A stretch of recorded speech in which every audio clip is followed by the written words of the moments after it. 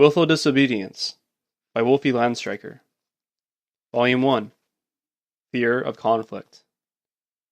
Quote, "Truly, it is not a failing in you that you stiffen yourself against me and assert your distinctions as peculiarity. You need not give way or renounce yourself." End quote. Max Stirner. Whenever more than a few anarchists get together, there are arguments. There's no surprise, since the word, quote, "anarchists," end quote, is used to describe a broad range of often contradictory ideas and practices. The only common denominator is the desire to be rid of authority, and anarchists do not even agree on what authority is, let alone the question of what methods are appropriate for eliminating it.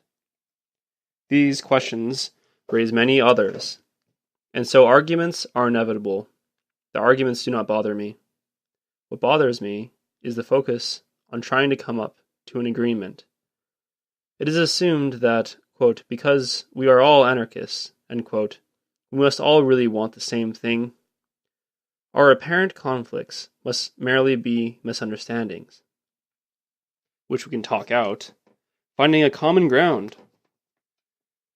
When someone refuses to talk things out and insists on maintaining their distinctness, they are considered dogmatic. This insistence on finding a common ground may be one of the most significant sources of the endless dialogue that so frequently takes place of acting to create our own lives on our own terms. This attempt to find a common ground involves a denial of very real conflicts. One strategy frequently used to deny conflict is to claim that one argument is merely a disagreement over words and their meanings, as if the words one uses and how one chooses to use them have no connection to one's ideas, dreams, and desires. I am convinced that there are very few arguments that are merely about words and their meanings. These few could not be easily resolved if the individuals involved would clearly and precisely explain what they mean. When individuals cannot even come to an agreement about what words to use and how to use them, it indicates that their dreams, desires, and ways of thinking are so far apart that even within a single language they cannot find a common tongue. The attempt to reduce such an immense chasm to mere semantics is an attempt to deny a very real conflict and the singularity of the individuals involved.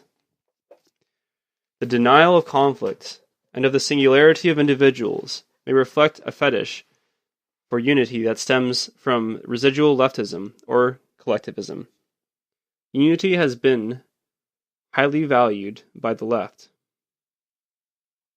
since most anarchists, despite their attempts to separate themselves from the left, are merely anti-state leftists.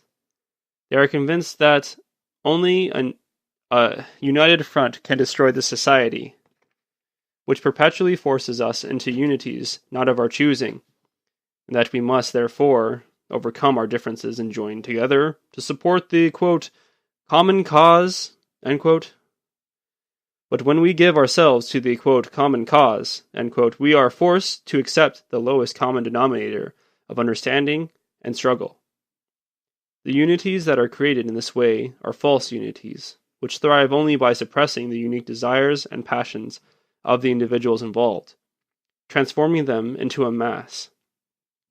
Such unities are no different from the forming of labor that keeps a factory functioning, or the unity of social consensus which keeps the authorities in power and people in line. Mass unity, because it is based on the reduction of the individual to a unit in a generality, can never be a basis for the destruction of authority, only for the support in one form or another. Since we want to destroy authority, we must start from a different basis. For me, that basis is myself, my life, with all of its passions and dreams, its desires, projects, and encounters. From this basis, I make, quote, common cause, end quote, with no one. but may frequently encounter individuals with whom I have an affinity. It may well be that your desires and passions, your dreams and projects coincide with mine. Accompanied by an insistence upon realizing these in opposition to every form of authority, such affinity is a basis for a genuine unity between singular, insurgent individuals, which lasts only as long as these individuals desire. Certainly, the desire for the destruction of authority in society can move us to strive for an insurrectional unity that becomes large-scale, but never as a mass movement. Instead, it would need to be a coinciding of affinities between individuals, who insist on making their lives their own. This sort of insurrection cannot come about through a reduction of our ideas to the lowest common denominator, with which everyone can agree on, but only through the recognition of the singularity of each individual, a recognition which embraces the actual conflicts that exist between individuals, regardless of how ferocious they may be. As part of the amazing wealth of interactions that the world has to offer us once we rid ourselves of the social system which has stolen our lives and our interactions from us.